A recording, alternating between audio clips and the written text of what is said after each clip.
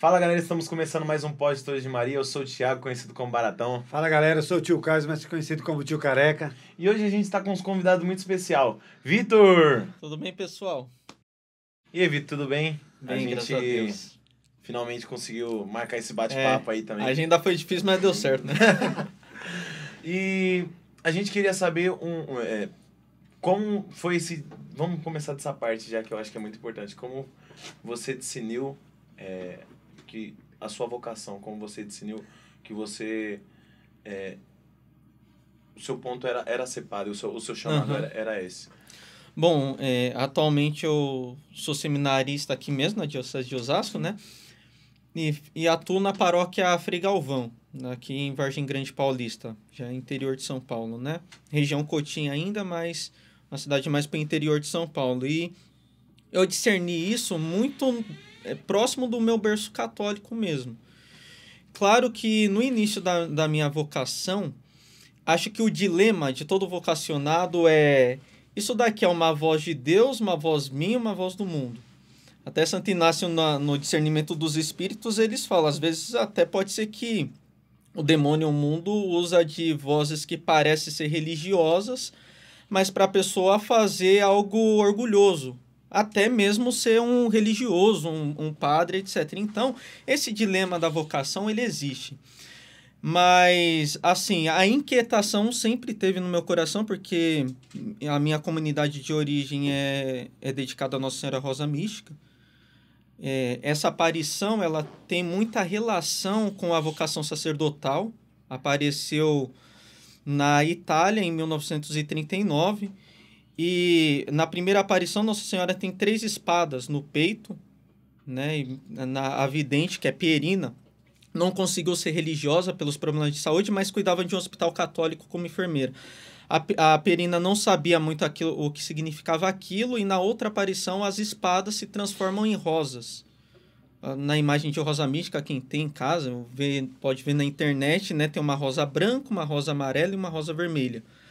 Na rosa branca, Nossa Senhora fala que aquela espada de dor eram os sacerdotes e os religiosos, que eram infiéis à sua vocação, e Nossa Senhora suplicava orações para que eles voltassem à fidelidade à igreja. A rosa amarela simbolizando o espírito de penitência que esses sacerdotes tinham perdido, e para que nós fizéssemos penitências para que eles voltassem. E a rosa vermelha simbolizando o espírito de sacrifício, que era o principal espírito que eles tinham perdido, porque eles têm que oferecer... a missa pelo povo, né? O sacrifício de Deus, unir o seu sacrifício ao sacrifício de Cristo.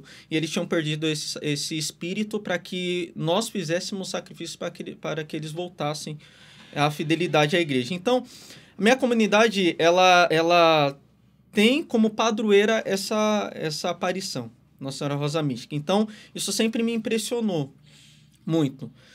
E desde pequeno, minha mãe foi próxima dos grupos de terça. Então, minha vocação, diferente de outras, talvez ali, pelo menos quando você está ali no seminário, o pessoal fala, olha, eu vim da renovação, eu vim da cerimônia, né, litúrgica, eu vim de grupo de terço. Não é algo que geralmente assim, que acontece para despertar uma vocação, mas foi.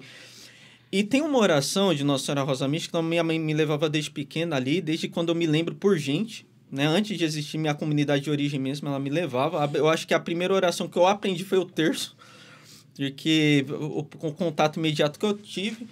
E ali, em uma das orações, Nossa Senhora ela ensina uma oração falando assim: Maria Rosa Mística, fazei florescer à volta da mesa da Eucaristia muitas vocações sacerdotais e religiosas que difundam com a santidade da sua vida e com o zelo apostólico pelas almas. Essa palavra zelo apostólico, embora muito pequena ainda, eu lembro que me impactava muito. Acho que também vocês devem ter participado aqui no início daqui da paróquia, da Cristo, que não havia padres suficientes para atender as comunidades, não é verdade? E na minha comunidade de origem também, às vezes o padre ia uma vez a cada 2 meses, porque não tinha padre suficiente. E o povo tinha uma certa ânsia e angústia por ter os sacramentos, por ter um ensino católico. Então, essa palavra zelo, ela sempre foi, mas eu não sabia o que era exatamente aquela inquietação, né? Mas eu guardava comigo, né, aquilo, né, sabia que vou corresponder à vontade de Deus de alguma forma. E talvez um pouquinho maior ali com uns 13, 14 anos, quando eu tive contato maior com a história de Nossa Senhora de Fátima, ali eu acho que despertou em mim o que eu costumo chamar de alma sacerdotal. Eu não vou falar a história de Nossa Senhora de Fátima, porque é conhecida, né? Mas o que eu falo, porque despertou o que é a alma sacerdotal? Todos nós somos sacerdotes pelo batismo, mas o padre é um sacerdote instituído. Então, como sacerdotes, nós oferecemos a Deus sacrifícios também. E na aparição de Nossa Senhora de Fátima, quem oferece os sacrifícios são crianças. Jacinta, mais nova, tinha 7 anos, Francisco um pouquinho mais velho, ali com uns 9, 10 anos, e a Lúcia com 11. E tem dois aspectos do sacrifício da alma sacerdotal. A Jacinta, depois das aparições de Nossa Senhora, e principalmente com a revelação do inferno, quando ela mostrou o inferno no dia 13 de julho para as crianças, a Jacinta, ela ficava inquieta de oferecer muitos sacrifícios a Deus, a mais nova. Eles tinham o costume, às vezes, de pegar uma espécie de azeitona um pouco mais amarga, comia, colocava na boca, comia, ela falava, é para reparar os pecados daqueles que ofendem Jesus com a gula ou com a concupiscência da carne. Às vezes dormia com uma espécie de silício, Nossa Senhora teve até que repreender. Eles falou, pelo menos não durma com isso, né? Pode fazer de dia, mas não durma. Teve até que repreender que eles faziam muito sacrifício. E um dia até Lúcia pergunta para Jacinta, olha, eu não vou mais ficar fazendo esse sacrifício, me pesa muito. E tudo que a gente come é amargo. Eles ofereciam até a merenda que eles tinham para os moradores de rua, para as crianças que não tinham o que comer, eles ficavam sem comer. Um sacrifício. Com um sacrifício, né? Lembrando da aparição de Nossa Senhora, que tinha falado assim, ofereceis sacrifícios em reparação pelos pecados. E aí, a Jacinta respondia exatamente assim, mas eu como isso exatamente porque é ruim. Então, um aspecto da alma sacerdotal é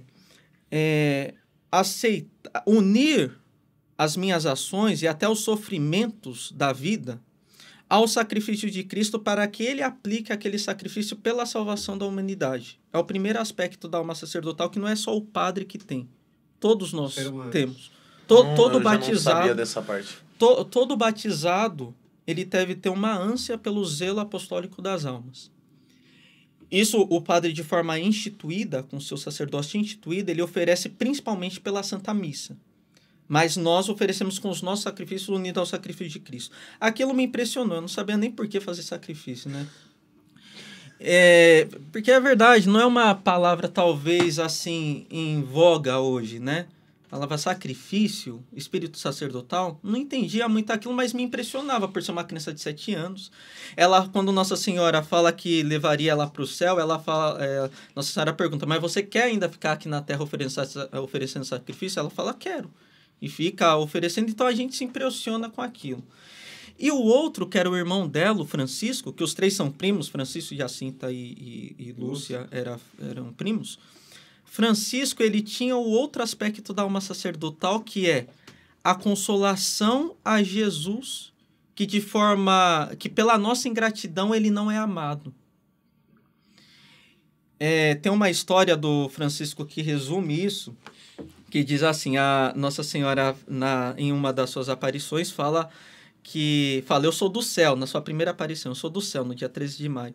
E aí as meninas perguntam, fulano tá no céu? Eu vou pro céu? Porque se você é do céu, você deve saber, né? Ela fala, não, a Amélia, que era uma amiga, tá no purgatório, mas vocês vão pro céu, Francisco vai pro céu, mas tem que rezar muitos terços. E aí ela fala assim, mas a Jacinta e o Francisco vão para o céu mais rápido. Só que pediu para as meninas aprenderem a ler. As meninas não viam sentido naquilo, porque se eu já vou morrer, a Jacinta, né? A Jacinta já ia morrer pouco tempo depois, para que eu vou aprender a ler? Mas foram para a escola. O Francisco não foi. O Francisco só via Nossa Senhora, mas não ouvia nem falava com ela. Ele ficava numa capela, enquanto as meninas estavam estudando, na frente de Jesus Eucarístico. E na capela ele lembrava a oração que o anjo de Portugal tinha ensinado para eles 1 ano no ano anterior, antes de Nossa Senhora aparecer. Meu Deus, eu creio, adoro, espero, amo, vos peço perdão por aqueles que não creem, não adoram, não esperam e não vos amam. Uma devoção eucarística. A primeira aparição foi do Anjo de Portugal. E ele ficava horas na Capela do Santíssimo, a ponto do pessoal perguntar: Francisco, que oração é que você faz? Por que você fica tanto tempo aí? Ele falava: eu não falo. Eu olho para ele e ele olha para mim. Porque eu quero consolá-lo. Esse outro aspecto da alma sacerdotal, ele diz respeito que, diante das ofensas que nós e que os outros fazem a Jesus, nós não queremos só reparar essas ofensas para que eles também se convertam e todos amem a Deus, mas nós queremos amar Jesus, inclusive, por eles. Nós queremos reparar também em nós fazendo um ato de amor. Como mais ou menos um filho, quando vê o pai sendo ofendido pelo irmão, ele, mais do que repreender o irmão, ele vai querer reparar, indo lá e fazendo mais atos de amor pelo pai, para reparar aquela falta de amor do irmão. Esses são os dois espíritos da alma sacerdotal, né? Um está ligado à consolação a Jesus, principalmente na Eucaristia, que é esquecido, e o outro é a reparação pelas ofensas da humanidade para que essas pessoas também se convertam e amem a Deus. Quando eu me deparei com isso daqui, com esse espírito da alma sacerdotal, eu já via que eu queria na vida algo que eu pudesse fazer, viver esse tipo de alma sacerdotal, não só como batizado, mas com o ministério instituído. Ou seja, não só para você, mas para salvar. Não, exato. E aí eu fui fazendo um discernimento. Claro, não sabia se era coisa da minha cabeça. O que atrapalha, principalmente no discernimento, eu falo pro pessoal, são as outras pessoas que às vezes falam a sua vocação, sendo que a sua vocação é sua, não é dos outros. Então, às vezes, alguém vê você na igreja fazendo uma atividade e fala: você vai ser religioso, vai ser padre. Mas não é a pessoa que fala, é Deus. Ou então o intercessor vem: não, Deus me revelou que você vai ser padre. Um pouco arriscado isso daqui, porque a decisão tem que nascer da consciência da pessoa livre. E como na minha comunidade de origem eu cresci ali, tinha isso, o que eu fiz? Eu vou trabalhar, vou estudar, namorei, vivi minha vida e pensava assim: se isso for da vontade de Deus, acredito que não morrerá. Vitor, antes que você continuasse, queria que você falasse onde é a sua paróquia de origem, né? Que a gente fala... eu falei da comunidade de origem, mas não falei, né? A minha comunidade de origem é Nossa Senhora Rosa Mística, mas a minha paróquia de origem era a Nossa Senhora do Monte Serra, que tem no centro de Cotia, na cidade de Cotia, e depois desmembrou algumas das comunidades ali, fez uma outra paróquia, que é a paróquia São Benedito. Então eu nasci ali na Nossa Senhora do Monte Serra, mas vivia na minha comunidade de origem, que era distante da comunidade matriz, né? Que se chamava Nossa Senhora Rosa Mística. São Benedito é aquela que fica ali no, acho que Jardim Arco-Íris, se eu não me engano. Jardim Petrópolis. Petrópolis, Essa mesma. Então, como o pessoal da minha comunidade de origem poderia às vezes confundir, então eu vivi minha vida ali normal e essa inquietação não passava. Até que eu conversei na época com o meu pároco, o padre Paulo Pimentel. Falei: padre, eu tô com uma inquietação, né? Eu queria fazer um discernimento, e comecei o discernimento em 2015. Na época, já estava acabando minha faculdade, eu sou analista de sistemas, estava acabando minha faculdade e trabalhava na área, mas não estava realizado nesse sentido. E aí eu fiz um discernimento com ele no final de 2015, 2016, 2017, e em 2018 eu ingressei no seminário. Então fez uns 3 anos aí de discernimento próximo com o pároco. E tô feliz, tô muito realizado na minha vocação, né? É claro que a resposta a Deus acontece diariamente, então eu sei que a vontade de Deus é hoje passar por esse processo do seminário, né? E espero alcançar agora a ordenação diaconal, quem sabe ainda esse ano, e no ano que vem a ordenação instituída mesmo, a ordenação de padre. Você fala da sua vocação, mas você fala também da vida dos santos. Então tem meio que uma, né, teve um sentido ali antes de você definir. Você teve um encontro ali com um santo. E você tem, tipo assim, um santo certo de devoção, foi esse mesmo que me inspirou a ser... A Nossa Senhora Rosa Mística, porque é minha padroeira, né? Essa aparição e também a imagem dela me acompanha desde o início da minha vocação, muito antes de eu entrar no seminário, muito antes. Essa com certeza, mas um santo que eu carrego uma inspiração muito grande é de São Francisco Marto, que era o irmão de Santa Jacinta, né? Um dos 3 pastorinhos de Fátima, que carrega mais esse aspecto da alma sacerdotal, mais voltada para a consolação de Cristo. É uma coisa que me impressionou e, na verdade, peço muito a intercessão dele para que eu também tenha esse tipo de alma, né? Porque é algo que é necessário que nós peçamos a Deus. Então, eu carrego ele muito, lógico, tem muitos santos, né? Olha, Sim. que a gente olha eles como setas. Mas eu acho que no início da minha vocação, São Francisco Marto, ele foi um motivador. Meio que uma inspiração onde você olhou assim... Para olhar esse sentido da alma sacerdotal, né? Embora nunca chegou a ser padre, porque era uma criança, mas me ajudou a entender o espírito da alma sacerdotal. Isso me ajuda. Você estava falando da vida do santo e estava falando do sacrifício que eles falam. E eu tô lendo o Diário de Santa Faustina e lá também ela fala dos sacrifícios que ela fazia. E acho que foi na quinta, ela falou, no livro dela, né, tava falando que quando você estiver estressado ou quando você estiver fora de si, cala-se, pois você não sabe se você está ferindo a Deus ou outra pessoa. Eu achei isso, tipo, muito impactante, pois... querendo ou não, é um sacrifício, porque quando você tá estressado, você tá nervoso, você quer sair fora de si totalmente. Exato. E começar a falar várias coisas que podem afligir outra pessoa e você não tá vendo, ou mesmo a Deus. O pessoal hoje, como, graças a Deus, né? A gente vê os comentários principalmente na quaresma, qual o sacrifício que você tá fazendo na quaresma, a mortificação, não sei o quê, né? Isso daí é legal. Tem um ponto que talvez seja nocivo, dependendo da forma que se banaliza isso, porque o espírito do sacrifício não está vinculado necessariamente, o mérito que você vai ter ali ao sacrifício não está vinculado ao tamanho do sofrimento. Mas o que aquele sofrimento é causado pelo amor que se coloca a Deus e pela união com Jesus. Então, essa teologia do mérito, Santa Teresinha desenvolveu bastante, porque ela dizia, né, é melhor, né, do que todo sacrifício, às vezes a pessoa pegar com amor uma agulha no chão. Porque o mérito aumenta conforme o amor que se coloca. E como cada pessoa tem um pecado dominante, às vezes o sacrifício que eu faço, a mortificação que eu faço, não sirva necessariamente para o outro, porque é um aspecto subjetivo, né? Então, a mortificação é para que morra um apego, uma afeição desordenada em mim.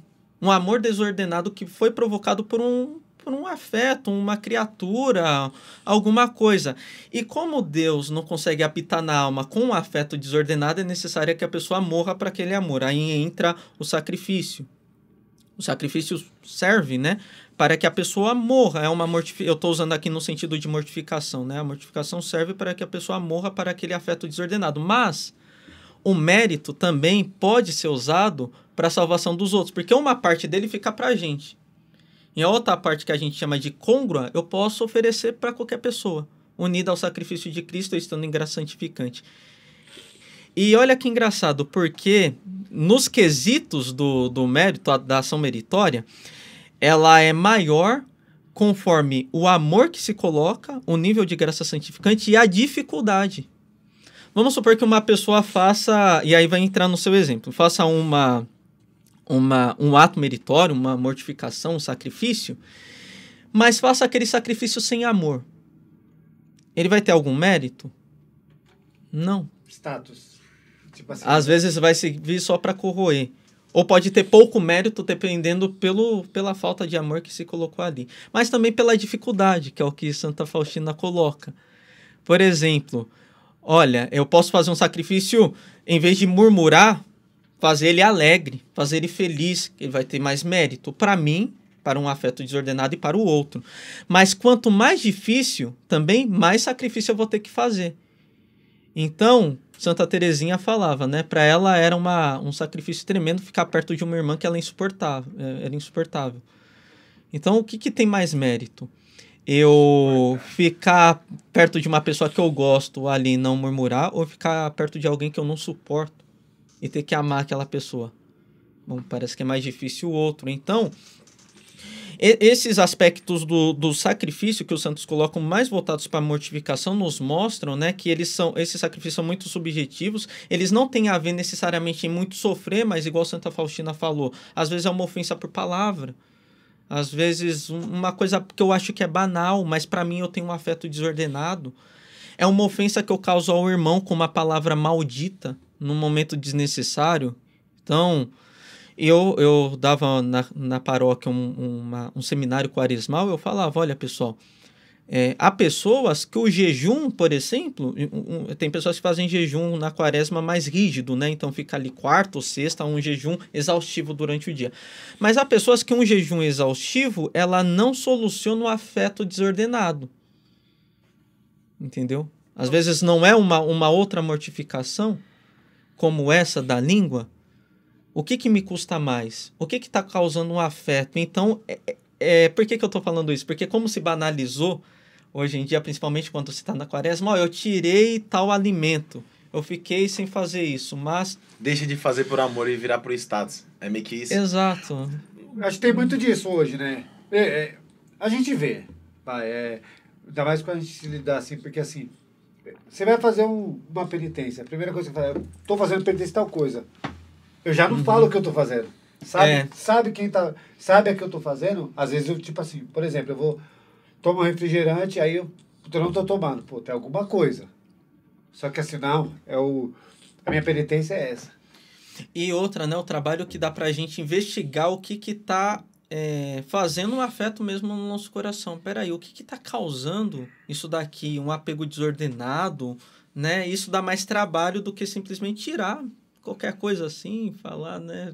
Deus, cumprir minha meta, vou fazer um checklist. Eu não sei se é uma pergunta meio polêmica, mas tomara que não. Mas, tipo, você entrou nessa conversa sobre fazer por amor e fazer, vamos dizer assim, por status. Entra nessa parte. Eu vi uma pregação uma vez e aí eu queria saber se entra nessa parte.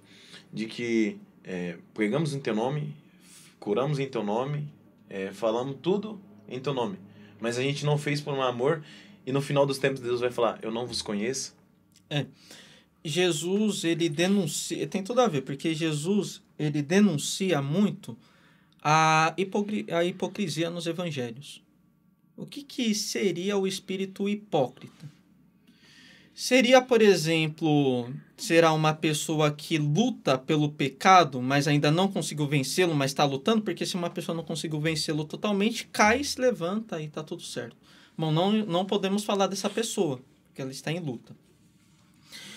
Ele está mais relacionado com a pessoa que, por ter um amor demasiado à imagem própria, ele prefere mais mostrar do que ser. Entende? Então, não é questão que a pessoa quer ser algo. Ela quer mostrar algo. Quem quer ser não precisa mostrar para ninguém. Isso é verdade porque Jesus... Às vezes o exemplo... Eu não estou citando aqui os casos do exemplo, né? O exemplo é válido, mas assim, ela não tem a necessidade de mostrar aquilo para ela aumentar a imagem. E por isso que Jesus fala, os verdadeiros adoradores adorarão o Pai em espírito e verdade. Então, tem esse primeiro aspecto. E depois, qual é o sacrifício mesmo que a gente tem que fazer a Deus? Vamos pegar o sacrifício da Sagrada Escritura? No Antigo Testamento, o primeiro sacrifício que o homem e a mulher fez, Adão e Eva, foi se cobrir lá com as folhas de planta. Né? Ali por causa da nudez, da vergonha, etc. Depois, Abel fez um manjar a Deus. Abraão, quando levou Isaac, queria sacrificá-lo, né? Mas fez um sacrifício de vontade. E chega nos Salmos, e depois eles faziam oferta de bezerros, de touros, em holocausto para oferecer a Deus. Mas chega nos Salmos e Deus fala assim: estou farto dos seus sacrifícios. Meu sacrifício é uma alma penitente, não desprezeis um coração arrependido. Então, qual é o verdadeiro sacrifício que nós fazemos a Deus para sair desse espírito de hipocrisia que Jesus denuncia do Evangelho? É um sacrifício de vontade. De arrependimento. De arrependimento. Por exemplo, o sacrifício que Abraão fez subindo com Isaac não foi o sacrifício de Isaac. Ele não precisou sacrificar Isaac. Mas enquanto ele estava subindo, ele ficava com uma angústia e ele teve que fazer um sacrifício de vontade. Eu tenho que fazer isso por amor a Deus. Tirar a vida do meu próprio filho por amor a Deus. Esse sacrifício de vontade que faz todo dia a gente morrer, que ninguém tá vendo. Ninguém vê esse sacrifício. Ninguém tá vendo. Mas todo dia que a gente precisa morrer para nossa vontade, é isso daqui que foge do que você tá falando de ser algo aparente. É uma luta minha. É uma luta interior que ninguém tá vendo, que tá em disputa a minha vontade corrompida e a vontade de Deus. Eu não quero ceder à minha vontade corrompida. E eu tenho que ficar fazendo esse sacrifício todo dia. É uma luta que ninguém tem conta, quem está do lado de fora, o que está acontecendo aqui. Mas é nesse sacrifício que Deus é amado. É nesse sacrifício. Nesse caso do sacrifício você conta. Não adianta eu mostrar que estou jejuando, né? Mas eu tenho o sacrifício interior. Isso, aí entra no que você falou, né? Pode chegar no dia do julgamento e nós falarmos: Senhor, Senhor, salva-nos. E ele falar: não vos conheço. Por que não vos conheço? Porque não era esse sacrifício que ele queria. Não é um sacrifício para mostrar, mas é um sacrifício de vontade, que eu morro para minha vontade todo dia. Porque os verdadeiros adoradores adoram em espírito e verdade. É um sacrifício no espírito mesmo. É lógico que é um tema assim muito pertinente no dia de hoje, porque quem hoje tem vida privada com as redes sociais? Quase ninguém. Ninguém tem. As redes sociais, elas ajudam, né? Igual esse podcast que propaga a palavra de Deus. A gente tem cursos ótimos pelas redes sociais, divulgação. Mas também tem um lado, como toda ferramenta, o lado ruim, porque as pessoas não têm mais vida privada. Não tem mais vida interior. A vida é aparente. Eu tava vindo aqui de carro, aí eu vi uma jovem assim na rua, e achando a melhor posição assim para tirar uma selfie. Aparência, entendeu? Mas ela saindo dali... Já volta a realidade dela. Já volta a realidade, que você vai ter que encarar. Então, como esse tema ele é importante hoje, porque os jovens, eles estão já, os mais novos, né? Não que eu seja velho, eu tenho 29 anos, né? Eu não me julgo velho. Mas os mais jovens ainda... eles já entraram numa imersão que a vida não existe vida privada. Imagem vale mais. A imagem vale mais. Tudo que eu faço ainda no privado, eu tenho que publicar. Eu tenho que mostrar. O pessoal sabe de coisas que acontecem em casa, porque eu mostro. Eu lembro que minha mãe falava: olha, o que acontece em casa, fica em casa, né? Porque a gente tem uma individualidade ali, né? E essa necessidade de se expor demasiadamente... ela gera um espírito de hipocrisia. Porque aquilo não é real. Aquilo é realmente só aparente.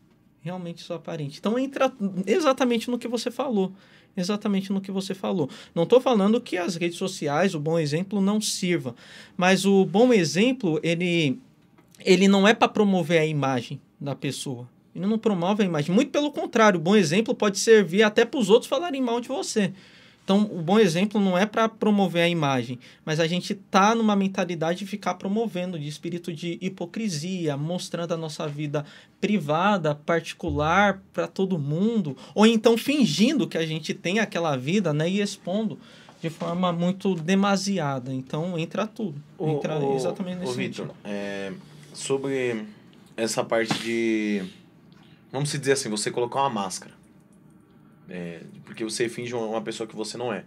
E aí, entrando nessa parte, eu queria que você não, acho que não é sobre explicar, mas é falar o que você acha, o porquê está acontecendo isso tanto com a juventude, tanto com tipo, acho que começa a partir de, acho que eu tô vivendo isso, porque o pessoal, tô aqui, gente, tal, mas por fora, depois que apaga as câmeras, depois que desliga a câmera, é outra pessoa. Por que tá acontecendo isso? É porque os pais não estão dando tanta atenção? É porque não está tendo, na hora da janta, ou na hora do café, ou na hora do almoço, a família reunida? É difícil essa pergunta, eu nem sei se eu sou capaz de responder, na verdade não sou capaz de responder completamente, mas vou falar minha opinião, tá? Tem várias coisas em jogo. Primeiro é a velocidade de informação, porque nós chegamos numa certa altura, e nós vimos isso, por exemplo, até nas notícias mais recentes, igual na eleição de um Papa, por exemplo. A gente nunca teve tão rápido de chegar assim, tipo, eleger um Papa na hora, você sabe o nome, todo mundo já tá ali, aí 5 minutos tem a missa, e o padre na missa já cita o nome do outro padre. Imagina isso na Idade Média. Às vezes demorava anos pro padre de uma aldeia saber que tinha mudado o Papa. E continuava rezando pelo Papa antigo que nem sabia que tinha morrido. Então, a velocidade de informação, atualmente, o que é nocivo é que as pessoas, além de não ter paciência, elas não têm um espírito de aguentar a realidade e sofrer as coisas mais necessárias. Tudo é muito instantâneo, rápido, você não tem paciência. Eu lembro o pessoal falando, eu não tenho TikTok, né? Mas o pessoal falando, né? No TikTok os vídeos são um pouco mais rápido que no Instagram. Alguém tava me falando assim, né? Que você vai. Porque é tudo muito rápido.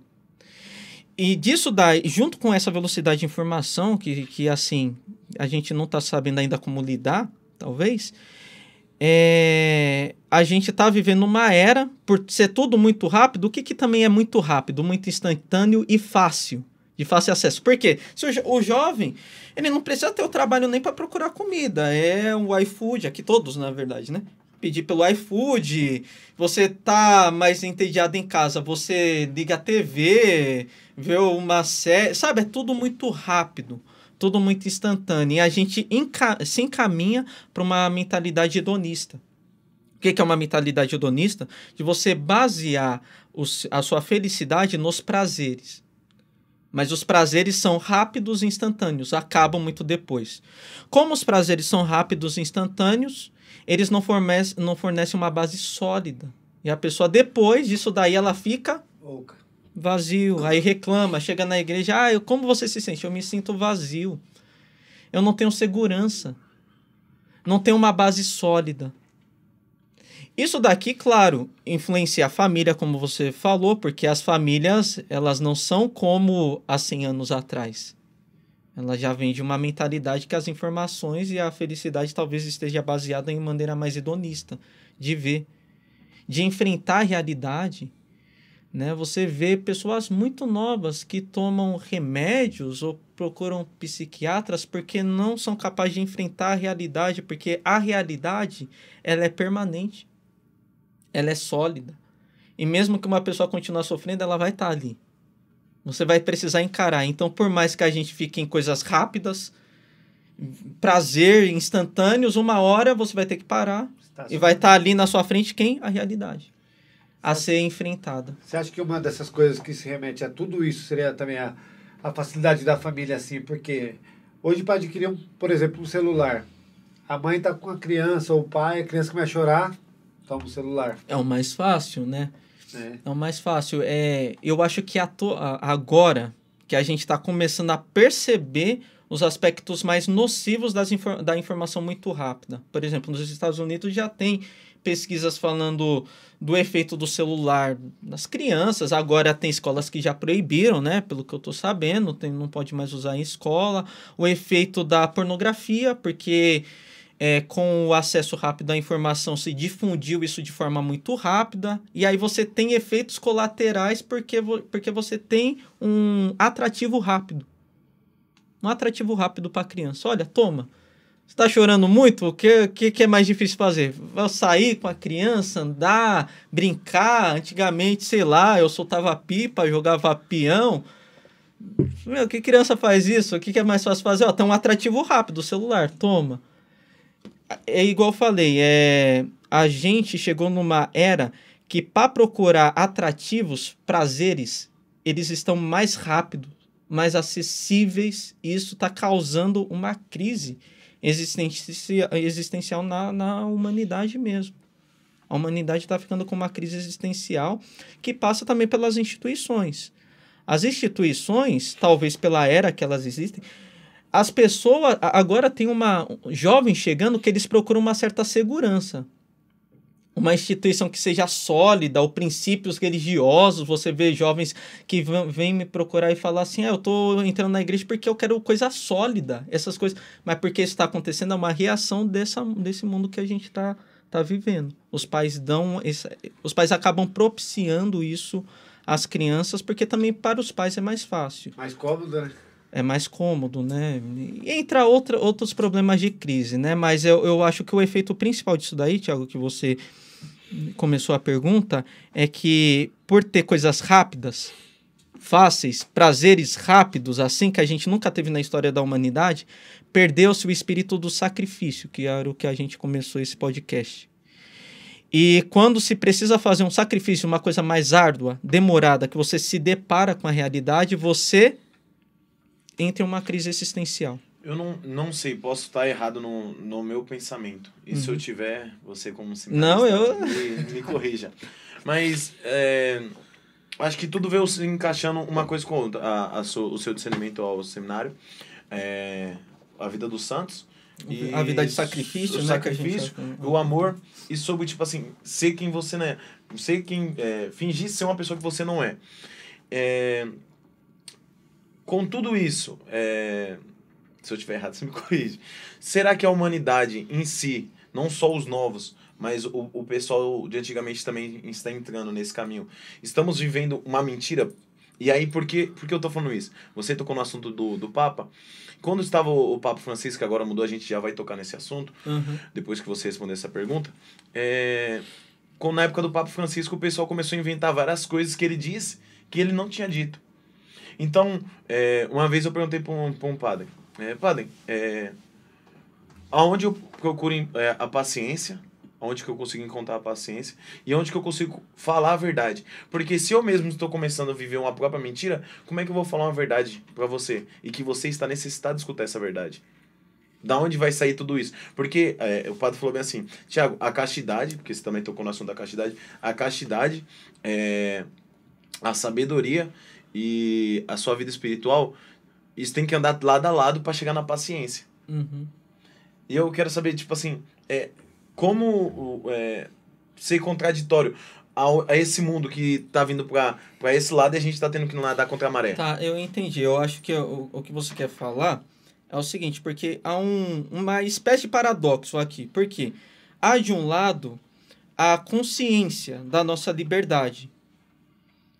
As pessoas chegaram numa época da história que nunca se teve tanta consciência da sua liberdade pessoal. Mas até que ponto vai a liberdade pessoal do ser humano? Isso foi uma pergunta do Papa Francisco, quando ele escreveu um documento recente falando da dignidade da pessoa humana, Dignas Personae. E ele falava assim, a pessoa tem 4 dignidades. A primeira é a ontológica, ou seja, um ser humano é digno porque ele faz muitas coisas no mundo, ele tem uma dignidade porque ele faz muitas coisas no mundo. Se ele parar de fazer, ele parou de ter uma dignidade? Vamos supor, uma pessoa que entra em estado vegetal, ele parou de ter dignidade humana? Por entrar nesse estágio? Não. Então tem uma dignidade que nós chamamos ontológica, que fica embaixo de todos os acidentes. Nós temos simplesmente pelo fato de nascermos seres humanos. Tá certo? E depois tem uma dignidade chamada dignidade de consciência, que é a dignidade de liberdade. Ninguém pode coagir a minha liberdade. Ninguém. Inclusive, Deus não coage a nossa liberdade. É uma dignidade... Só que o que acontece, Thiago? Qual é a pergunta? Até que ponto vai a dignidade de consciência, de liberdade da pessoa? Por quê? Se alguém falar assim para mim, olha, já que eu sou livre, eu posso falar o que eu quiser, inclusive contra a vida de um idoso, de um recém-nascido. Você entende esse jogo? Aí o Papa fala, isso não é legítimo, porque além da dignidade de consciência que nós temos, de liberdade, informações rápidas, as pessoas querem ter a garantia dos seus direitos, querem lutar pela sua liberdade, a gente não vê mais ou menos isso na humanidade. Junto com essa dignidade de consciência tem uma outra, que é uma dignidade objetiva, que não depende da minha opinião, não depende da minha liberdade, mas que nós podemos chamar, que é o aspecto objetivo da verdade. O que acontecia hoje em dia? Essas coisas têm que estar alinhadas. Eu devo usar a minha liberdade para o quê? Para que eu alcance a verdade da minha vida, a verdade de Deus, promover a verdade e a dignidade da vida das pessoas. Não devo fazer isso com a minha liberdade? Devo. Só que as pessoas, em vez de fazerem isso, estão usando a liberdade de consciência para colocarem a medida das coisas. Não importa se uma coisa é verdade, se a grama é verde. Importa a minha consciência. Importa a minha liberdade. Se está muito difícil caminhar pelo evangelho, né, eu estou tentando ali caminhar, então é mais fácil eu falar que o evangelho não existe e adaptar o evangelho à minha escolha. Colocar a dignidade da liberdade humana em cima dessa verdade objetiva. Você está entendendo? Então tem esse paradoxo, porque as pessoas não estão sabendo atualmente como usar a liberdade. E a gente nunca teve tanta liberdade como antes, gente. Sempre só para ser... Desde uma criança, você vê o acesso que uma criança tem de fazer escolhas, entendeu? Só que para onde ela está indo? Ela está fazendo as escolhas dela à medida dela? Porque se ela fazer a medida dela, entra o que o Papa Bento XVI falava, a gente está vivendo uma época de ditadura do relativismo. As coisas se tornaram conforme a minha medida, não conforme a medida de Deus, a medida objetiva das coisas. Tá bom? Agora, um problema que não saberia como te responder, como caminhar com essas duas coisas juntas? Como a pessoa ter a consciência da liberdade que ela tem, das escolhas, e ao mesmo tempo saber que as coisas não são conforme a sua medida, mas conforme a medida de Deus. E eu devo encaminhar minha liberdade para essa medida. Né? Só para você entender, você entrou no assunto de calúnia, fake news, às vezes que as pessoas fazem, né? Mas é por quê? Porque a gente chegou num local num ambiente que é mais importante a opinião da pessoa, banal, do que o fato. O fato objetivo. O fato objetivo não é o importante. Importante é que todo mundo fala o que quer, porque já que tem liberdade para falar, todo mundo falou o que quer, então não tem uma medida, porque a medida se tornou eu mesmo. Você está entendendo? Ainda que prejudique o outro, que prejudique a vida, a dignidade da pessoa, não importa, porque não se tem o que o Papa Bento XVI chamava o amor pela verdade. Você acha que aí entra o caso, a parte tipo, eu vou me arrumar para as pessoas achar que eu estou bem vestido. Eu vou fazer isso para as pessoas achar que, ou que eu, para mim, entrar naquele grupinho. É meio que isso? O entrar no grupinho, fica aqui no ponto que eu tinha falado, que como as coisas estão rápidas, instantâneas, os jovens não têm segurança nem nas instituições. Às vezes podem procurar essa segurança que falta das informações rápidas, aonde? No grupo de amigos. Entendeu? Da aceitação. Da aceitação, etc. Porque, assim, a gente está com uma carência de instituições seguras, a gente está com uma carência de instituições. Então, os jovens sentem essa necessidade, às vezes vão procurar num grupo ali de amigos, ou até em, sei lá, seitas, né? Coisas absurdas, não, mas que deem para eles uma segurança. Aí entra numa parte muito importante. O Papa Francisco, ele era muito acolhedor. Uhum. Uma coisa que eu estava falando pro pessoal da minha empresa ser acolhedor não é ser tipo eu aceito tudo, eu aceito as suas ideologias, eu aceito o que você quer. Ser acolhedor é você amar a todos sem julgamentos, independente do que você gosta, do que você faz. E aí entra a pergunta sobre esse novo Papa. sobre... só pela entrada dele ali, você acha que já dá para tirar alguma coisa, alguma base?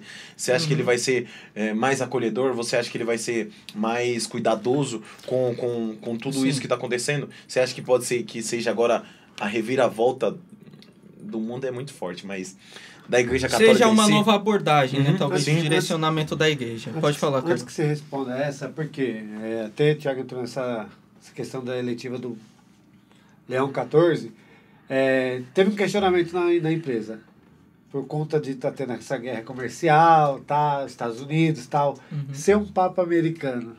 Tá. Eu vou falar os dois, mas também vocês me fazem duas perguntas assim, pô, no final do podcast, aí lasca mesmo, amigo. Mas, ó, a primeira pergunta. Ó, Thiago, na evangelização da igreja, a missão da igreja é a pregação do evangelho. Né? Logo quando sai a Lumen Gentium, deixa claro nesse documento do concílio que a evangelização não está limitada só a quem está na igreja, mas quem está fora. O Papa Francisco enfatizou muito, inclusive no Evangelii Gaudium, na sua primeira encíclica, ele escreve que uma das prioridades do seu pontificado seria essa igreja mais em saída, esse projeto de evangelização. Só que na evangelização, como eu estava falando para vocês sobre a liberdade de cada indivíduo e a objetividade da verdade, que eu não mudo, entendeu? Há um conflito. Vocês entendem? Então, eu prego, por exemplo, para pedras. Eu prego, sei lá, para uma realidade que não muda. Não, eu prego para pessoas que mudam, que têm o poder de escolher, que sofre. E nessa pregação é necessário que o pregador ele não fique indiferente a quem é pregado. Você não está pregando para uma pedra, você está pregando para uma pessoa. São Paulo falava, né? Eu me fiz tudo para todos. Porque se ele não tivesse feito dessa forma, quem ele pregaria? Para quem ele pregaria? Se uma pessoa ela não entra na realidade de quem está sendo evangelizado, você está pregando para quem? Porque você está pregando para uma pessoa, um indivíduo que tem liberdade, tem consciência individual. Você está entendendo? O Papa Francisco ele enfatizou muito esse aspecto da evangelização. O aspecto subjetivo da evangelização que tem a ver com o sujeito, que é diferente, cada um é diferente. O Vitor é diferente do Carlão, é diferente do Thiago. Ele recebe a palavra de Deus de maneira diferente, tem uma história de vida diferente. O Papa Francisco pregou assim. E tem um outro aspecto da evangelização, que é o aspecto do lado objetivo, da verdade, que não muda ao meu critério, mas que deve ser passada de maneira caridosa, coisa que o Papa Bento falava, né? A verdade com caridade. O que eu percebi do Papa Leão? Né? Respondendo o Tiago primeiro. No seu pronunciamento, logo que ele aparece na sacada, um agostiniano, ele usou algumas palavras do Papa Francisco, como sinodalidade, caminhar junto, a paz, usou essa palavra várias vezes, mas ele falou assim, eu sou um filho de Santo Agostinho, um agostiniano. Isso daqui ele não falou por acaso. E depois, e como Santo Agostinho, ele citou uma frase, falou assim, com vocês eu sou cristão, para vocês eu sou bispo. O que ele está querendo focar nisso daqui? Que a evangelização tem um aspecto subjetivo. Para pregar, eu tenho que entrar na realidade. Só que eu tenho que pregar à medida da outra pessoa? Não. Eu tenho que pregar à medida de Deus. Então, com vocês eu sou cristão, mas para vocês eu sou bispo. Você está entendendo que ele tentou conciliar esses dois aspectos da evangelização que para a gente é conflitante. Para a igreja isso é conflitante. Tá bom? Conciliar o sujeito que está recebendo a evangelização e o conteúdo que você está pregando para a pessoa, que não deve mudar simplesmente a gosto da pessoa. Então eu acho que, primeiro, esse pronunciamento, mas isso também ficou claro quando ele fez a sua primeira homilia na missa aos cardeais, que ele comparou a igreja a uma cidade construída sobre um monte, a uma arca que navega sobre as ondas da história e a um farol que ilumina as trevas. Ele está comparando a igreja com o quê aqui? Com alguém que ensina. Mas esse ensinamento, ele continua depois. Ele não se dá pela estrutura da igreja, de monumentos, etc. Ele se dá pela santidade dos seus membros. E ele continua logo no final. Há um mundo que está hoje com uma perda de fé. Você está vendo que parece que o Papa Leão ele está tentando conciliar esses dois pontos, né? O sujeito, o aspecto subjetivo do evangelho, da pregação, e o aspecto objetivo, porque a igreja sempre, e deverá ser assim, ser mãe e mestra. Tipo, Para direcionar... Estamos juntos pelas coisas de Deus. Exato, você está entendendo? Mas é conflitante, porque você estava falando da abordagem do Papa Francisco, né? Igual eu falei, o Papa Francisco enfatizou esse aspecto que para você evangelizar, você tem que entrar na realidade. Como o Espírito Santo sopra em todos os lugares, inclusive o mundo tem coisas para oferecer para a igreja. Esse aspecto mais do sujeito mesmo, né? Que recebe a evangelização. E o Papa Leão, ele tocou também um outro aspecto, além desse aspecto, um outro aspecto objetivo da revelação. Tá bom? É isso que eu teria para falar, assim, num primeiro momento. Eu não sei se você viu. Eu já respondo a do Carlão, né? Tem a do Carlão ainda. Há um comentário que ele ia vir para Aparecida, já estava de passagem comprada, o Papa Leão XIV. Tava tudo certo. E aí, de última hora, teve que desmarcar né? Você acha que isso já foi foi Deus falando naquele momento? Ah, não vai. Não vai. Ah, não sei. É porque, assim, a agenda dos bispos e ainda dos cardeais é muito conturbada. Papa Leão XIV, embora seja foi, antes de ser eleito Papa, um cardeal recente, foi eleito em 2023, já tinha funções passadas pelo Papa Francisco, então, assim, a agenda não é algo muito fácil, às vezes, de se conciliar. Então, pode, assim, ser uma permissão de Deus também, né? Igual ele ia pregar agora a Assembleia dos Bispos, né? Em Aparecida. Sim. Né? Pode, mas, assim, O fato mesmo é que a Assembleia dos Bispos em Aparecida não aconteceu, na verdade, não por causa de uma agenda dele, né? Mas foi porque o Papa Francisco morreu, então se cancelou tudo, não tem nada novo na igreja, depois que um Papa morre, até se elegeu um novo Papa. Então se cancelou mais pela morte do Papa Francisco. Mas aí eu não sei qual dos cardeais estava brincando ontem na entrevista, falando assim com ele. O Senhor não pregou para nós a Assembleia lá dos bispos, mas ou eu não sei se era um retiro antes da Assembleia, alguma coisa assim, mas Deus nos deu um Papa. Então, pode ser providencial, assim, igual você está falando, né? Por isso, ele ia se encontrar com os bispos no Brasil em uma ocasião. Não vai acontecer essa ocasião dele se encontrar como cardeal, mas e vai ter outras ocasiões, ele vai se encontrar como Papa, como sucessor de Pedro. Né? Então, isso Deus sabe o que faz, né? Deus sabe o que faz, essa é a realidade. Mas eu achei essa frase do cardeal muito impactante. Tem o que o Carlão tinha perguntado, né? Por ser um Papa americano, isso. Você falou? Carlão, assim, tem tanta coisa na internet que me dá até uma raiva, assim, de escutar. Porque eu tava ouvindo ontem, mano. Não, é porque o pessoal é muito doido. Nossa, já muito se assimilando com o governo. Não. Teve um que falou assim, eu tava ouvindo, né? Não vou dar o nome do camarada, mas falava assim. Uma pessoa até um pouco influente. Ele dizia assim... Ele fez um primeiro vídeo antes do conclave, não é católico, né? Protestante, fez um vídeo antes do conclave falando assim, não, porque as possibilidades de eleição de um papa são essas. Aí colocou as possibilidades, etc., mas falou, como o Trump está no poder, então pode ser um papa americano. Aí colocou as 10 opções lá dos papas americanos, nem lembrou do cardeal Prevost, nem lembrou dele. Porque o cardeal não estava nem cogitado, assim, sabe? Não estava, foi uma surpresa para todos, não estava nem cogitado. Ele falava e depois, no final do vídeo, ele dizia assim...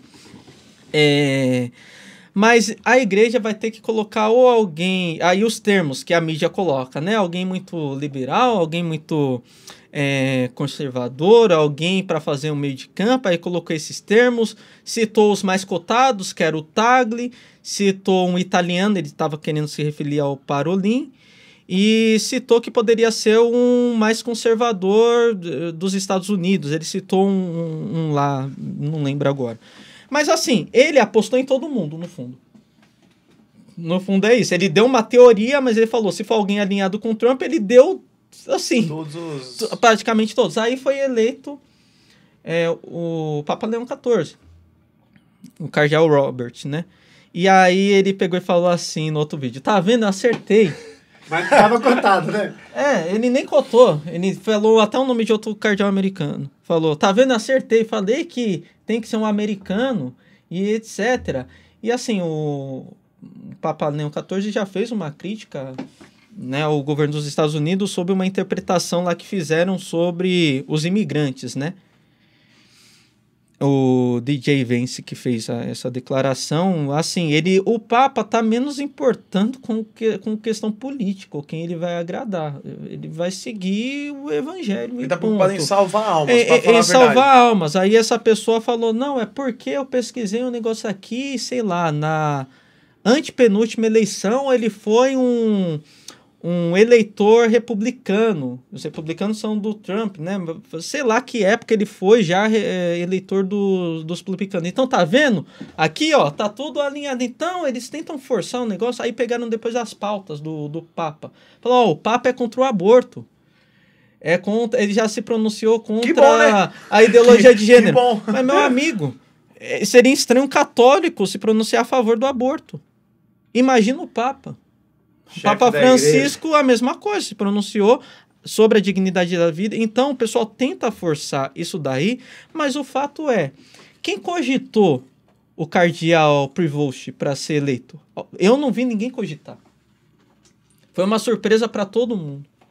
Ele passou boa parte da sua missão dentro da igreja aqui na América Latina. No Peru, né? No Peru. Então, assim, as pessoas, elas tentam cogitar, criar laços a partir de um mundo político, econômico que nós temos, mas elas não conseguem ver que o drama dentro da igreja ali não é esse. Tem mais a ver de uma estrutura que existe no mundo e na história, mas essa estrutura é espiritual. E o conflito que tem é alinhar essa estrutura que é humana e é espiritual para caminhar nesse mundo. É isso. Aí você vê, até do nome, ele estava falando, né? Porque o Leão X, né, foi um papa que vendia indulgências, então ele pode ter pecado. Pô, teve 13 leões. Será que ele pegou o pior? Você tá entendendo que o pessoal tenta forçar uma narrativa que não existe, cara. Não existe. E é claro, se fosse sei lá, esse daqui é mais tradicionalista, esse daqui é mais progressista, ia falar assim, é tradicionalista porque é alinhado com o Trump. Se fosse progressista, é mais progressista porque vai debater o Trump. Então, de todo jeito, eles vão tentar alinhar. O Papa está interessado nos assuntos pertinentes, lógico, entendeu? Assim, aquém de partidos políticos, mas eu vi, assim, os comentários que... Ontem eu estava vendo um que me deixou irritado, porque a pessoa ia caçando tanta coisa, assim. Tá? Você vai lembrar, não do primeiro leão, que expulsou Átila de Roma, como estava sendo devastado, não vai lembrar do último leão, o Leão 13, que escreveu a Rerum Novarum, mas vai lembrar dos 13 leões, vai lembrar do pior. Para comparar com o Papa, para tentar associar com o Trump. Você tá entendendo? Então, coisa nada a ver. O pessoal, ele quer achar. O pessoal vai tentar achar uma ligação, principalmente os inimigos da igreja, vão tentar, como também fizeram nos outros pontificados. O pontificado do Papa Francisco não foi fácil, um pontificado fácil, né? Você via a polarização dentro dos meios das redes sociais, etc.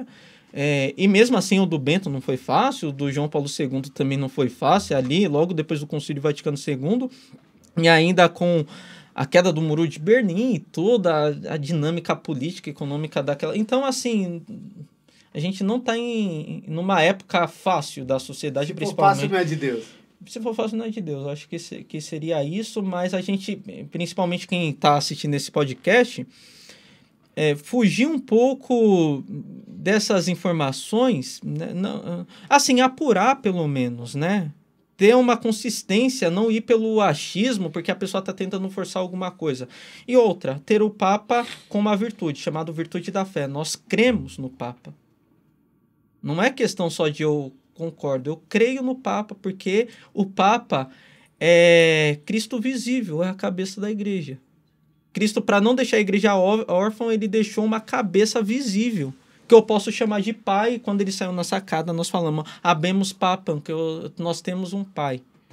Isso é uma questão de fé, né? Então, se o católico não levar por essa abordagem, ele pode cair em umas enrascadas aí muito complicadas, tá bom? E principalmente rezar pelo Papa. Ô, Vitor, a gente falou da sua vida, né? Como foi da parte da entrada no seminário. A gente tocou no assunto dos santos, né? A gente tocou em alguns assuntos de família, do Papa. E agora, por último, eu queria fazer essa pergunta. Você tinha um podcast, você fazia entrevista. Como tá sendo entrevistado agora e o que você achou do nosso bate-papo? É maravilhoso estar sendo entrevistado. Tá desse lado aí é mais difícil, tá, pessoal? Porque, assim, o convidado, eu acho que no podcast ele fica mais à vontade. Eu acho que é o entrevistador que fica com medo. Às vezes tipo ali, né, uma pergunta. Então, pra mim, que tô desse lado aqui, cara, é maravilhoso. Assim, é melhor do que a preocupação do quem conversar com alguém aí desse lado, tá bom? E eu só tenho elogio, porque um podcast diferente de uma entrevista, ele é mais dinâmico, ele é mais aberto. A gente não programou, pessoal, assim, sei lá, até fugiu totalmente do escopo esperado, seria falando da minha vocação, mas você vê, o podcast tem a oportunidade de ser mais aberto, então você chegando até em pontos e assuntos que não estavam planejados, mas isso que é gostoso, né? Isso mostra uma certa sinceridade, dinamismo na entrevista, e eu gostei muito, né? Todos de Maria aí, sigam lá no Instagram, no Facebook, TikTok. YouTube, TikTok, né? Vitor, a gente queria agradecer muito você. O nosso bate-papo foi sensacional.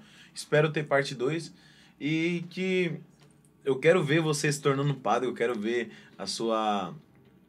você se tornando diácono e que você seja um padre espetacular, sensacional, e que você salve almas. Amém, amém. Eu que agradeço, tá, pessoal? Agradeço o Carlão, agradeço o Thiago, também fiz trabalho pastoral aqui na Cristo, né, aqui pertinho de vocês. Então, agradeço pelo carinho, pelo convite, né, de vocês terem lembrado aí de mim. Agradecer novamente, né, igual o Thiago falou. A gente teve a oportunidade de se encontrar na Romaria. Foi. Né, e o Thiago falou, o Vitor vai. Eu falei, puta, bacana, né, meu? Uhum. É legal ter gente assim, a gente precisava, assim, você é o primeiro seminarista que vem, esperamos outros padres também, né? Então, seja bem-vindo aí mais uma vez. E só agradecer a você, que Deus e Nossa Senhora sempre ande e te cubra com o seu manto sagrado. Amém, obrigado.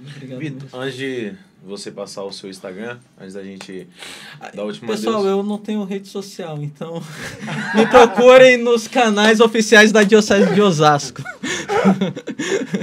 Eu não tenho, mas é claro, né? O trabalho na Diocese de Osasco tem mais de 60 seminaristas, então, mesmo não tendo rede social, a Diocese de Osasco, né, que é quem eu represento assim como seminarista, faz um trabalho bonito de evangelização aí, tanto no seminário. Então eu peço para que vocês também conheçam o trabalho do seminário, tá? Pelos canais oficiais da Diocese de Osasco, conheçam o trabalho do seminário, ajudem, se não for com alguma coisa, mas